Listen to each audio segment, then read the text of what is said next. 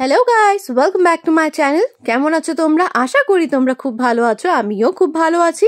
তো ক্যাপশন দেখে তো তোমরা বুঝতেই পারছো আমি তোমাদেরকে আজকে নিয়ে এসেছি the most famous Victoria Memorial. তো চলো শুরু করছি আজকের ব্লগটা। এখন আমরা আছি হলো বারাসাত জাংশনে। এখান থেকে আমরা লোকাল ট্রেন ধরে পৌঁছে যাব হলো দমদম স্টেশন। এই দেখো দমদম মেট্রো স্টেশনে আমরা পৌঁছে গেছি। এখান থেকে আমরা মেট্রো করে যেতে হবে হলো রবীন্দ্র সদন। তো যেহেতু আমরা বারাসাত থেকে এসেছি তো তাই জন্য আমাদের দমদম মেট্রো স্টেশনটাই সামনে। তো তোমরা যদি অন্য জায়গায় থাকো তোমাদের যে লোকাল যে মেট্রোটা থাকবে সেখান থেকে তোমরা উঠতে পারো। তো দমদম মেট্রো স্টেশন থেকে আমাদের 20 টাকা করে টিকিট কাটতে হয়েছিল হলো রবীন্দ্র সদন যাওয়ার জন্য।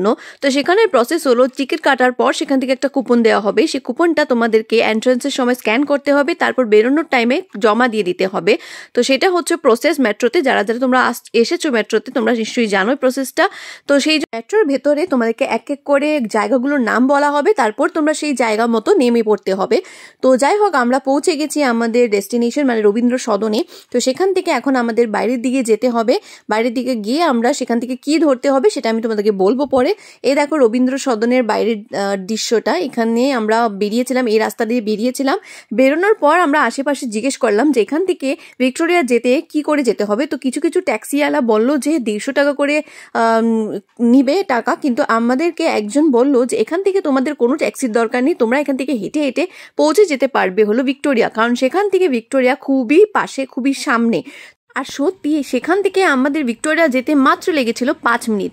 এই দেখো আমরা 5 মিনিটেই পৌঁছে গেছি হলো ভিক্টোরিয়ার গেটের সামনে। তবে প্রথমে আমরা পেছনের গেটের দিকে গেছিলাম, তারপর ঘুরে আবার সামনের দিকে এসেছি। এই দেখো এটা হচ্ছে মেন গেট, এখান থেকে টিকিট কাটতে হবে, টিকিট কেটে তারপর তোমরা ভিতরে যেতে পারবে।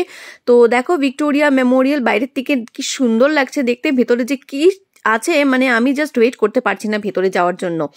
তো এই যে দেখো এই যে বাইরের দিকটা, এখানে প্রচুর দোকান টোকানও বসেছে, এখানে দেখছি আমি ছোট মোটো করে।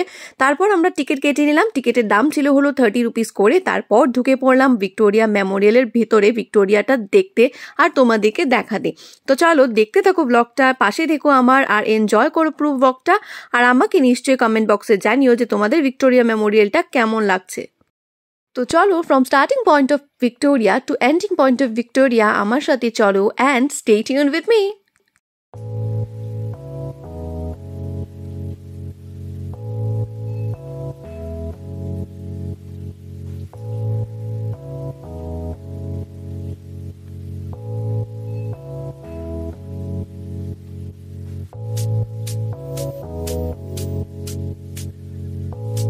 আমরা এখন ভেতরের দিকে যাচ্ছি। ভিক্টোরিয়া মেমোরিয়াল যে মেন হলটা সেখানে দিয়ে ভেতর দিয়ে আমরা যাব। তো সেখানে সিকিউরিটিতে আমি ভিডিও করছিলাম, তো সেখানে সিকিউরিটি আমার থেকে ভিডিও নিয়ে ডিলিট করে আমাকে একটু বকুনি দিয়েছিল। তো যাই হোক ভিডিও করার জন্য বা তোমাদের জন্য একটু বকুনি খেলে আমার নো প্রবলেম।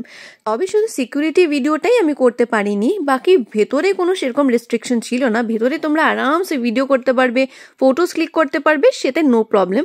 তো দেখো ভেতরে অনেক ল্যান্ডস্কেপ লাগানো আছে, এই প্রত্যেকটা ল্যান্ডস্কেপে এক একটা ফটো লাগানো আছে, যেটাতে মানে দেখাচ্ছে যে ভিক্টোরিয়া কিভাবে হয়েছিল, কিভাবে বানিয়েছিল ভিক্টোরিয়াটা। প্রত্যেকটা দৃশ্য সবকিছু এখানে ক্লিক করা আছে, একদম স্টার্টিং থেকে যখন থেকে একদম খালি মাঠ ছিল, তারপর কিভাবে বাঁশ দেওয়া হয়েছে বা প্রত্যেকটা এক একটা যে কার্য হয়েছে সেখানে সবকিছুই সেখানে ছিল। আর এই যে দেখো ইনার স্ট্যাচু মানে মেন ভিক্টোরিয়ার স্ট্যাচু এখানে লাগানো আছে ভেতরে, ওনার জন্যই এই ভিক্টোরিয়া মেমোরিয়াল ছিল, তো সেই স্ট্যাচু আছে। তো ভেতরে অনেক ল্যান্ডস্কেপ আছে, তোমরা যখন আসবে তোমরা ভালো করে এক একটা জিনিস ডিটেলসে পড়তে পারবে বা জানতে পারবে অনেক কিছু ভিক্টোরিয়ার বিষয়ে। আমরাও অনেক কিছু জানতে পেরেছি সেখানে গিয়ে।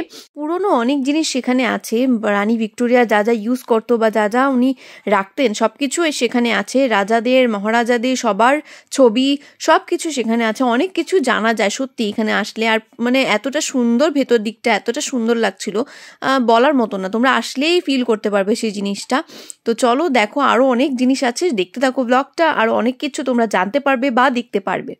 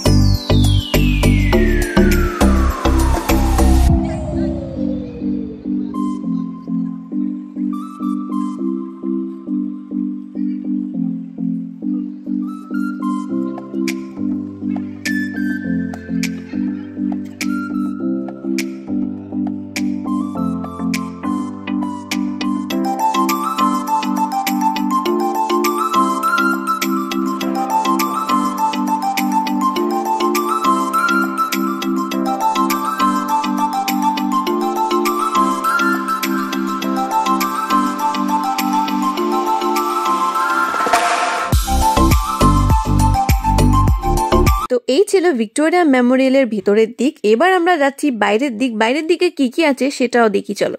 বাইরে বেরোতেই দেখলাম বাইরে প্রচুর ভিড় আছে। তারপর বুঝতে পারলাম এখন তো এক্সাম শেষ, বাচ্চারা হয়তো এখানে ঘুরতে এসছে, তাদের মায়েদের সাথে পিকনিক করতে এসছে এখানে, কারণ জায়গাটা প্রচুর বড় জায়গা, সেখানে অনেক স্পেস আছে, সেখানে তোমরা পুরো দিনটা টাইম স্পেন্ড করতে পারবে। প্রচুর বড় জায়গা আর সেখানে সুন্দর বাগান আছে যেটা আমি তোমাদেরকে দেখাবো। তো দেখো প্রচুর প্রচুর ভিড় আছে এখানে, সুন্দর সুন্দর গাছ আছে, বাগান দেখো, এখানে মানুষ বসছে, এটাকে কিন্তু লাভার্স পয়েন্টও বলা হয়। এখানে প্রচুর কাপলস আমি দেখতে পেরেছি। তো দেখো বাইরের দিকটা এইভাবে দেখতে হয়। এখানে দেখো এই স্ট্যাচুটার উপর একটা কাক বসেছিল, আমি ঝটপট করে সেটা শুট করে নিলাম, দেখতে খুব সুন্দর লাগছিল।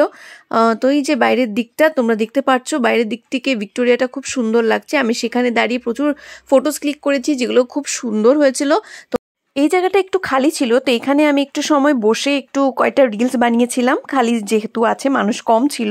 তবে সেখানেও আস্তে আস্তে মানুষ আসা স্টার্ট হয়ে গেছিলো, সেখানেও পুরো ভর্তি হওয়া স্টার্ট হয়ে গেছিলো। এই যে দেখো এখানেও মানুষ বসে গেছে জায়গায় জায়গায়, প্রচুর প্রচুর মানুষ, সত্যি সেখানে একটা পিকনিক প্লেস বলা যায় সেই জায়গাটাকে।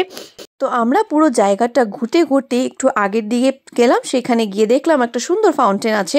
ফাউন্টেনটা খুব সুন্দর ছিল, খুব সুন্দরভাবে সেটা স্প্রেড হচ্ছিল, দেখতে খুব সুন্দর লাগছিল। তারপর আমরা আরও আগের দিকে গেলাম, আগের দিকে গিয়ে আমরা প্রায় আমাদের এন্ডিং পয়েন্টে পৌঁছে গেলাম। এই যে দেখছো এই যে গেট, এইটা এই দিক দিয়ে বেরোতে হবে আমাদের। তো যাই হোক পুরো জায়গাটা সত্যি খুব সুন্দর ছিল। এখানে কিন্তু ফটোশ্যুট করার জন্য বা ভিডিও বানানোর জন্য জায়গাটা খুবই সুন্দর। তো তোমরা এখানে নিশ্চয়ই আসবে, সুন্দর জায়গা, খুবই সুন্দর জায়গা।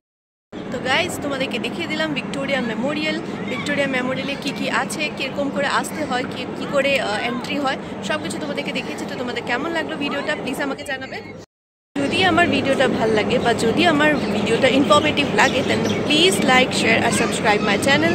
তো আজকের জন্য ব্লগটা আমি এখানেই শেষ করছি। ততদিনের জন্য টাটা, আবারও আসবো নতুন একটা ব্লগ নিয়ে, নতুন একটা জায়গা নিয়ে। তো চলো বাই বাই।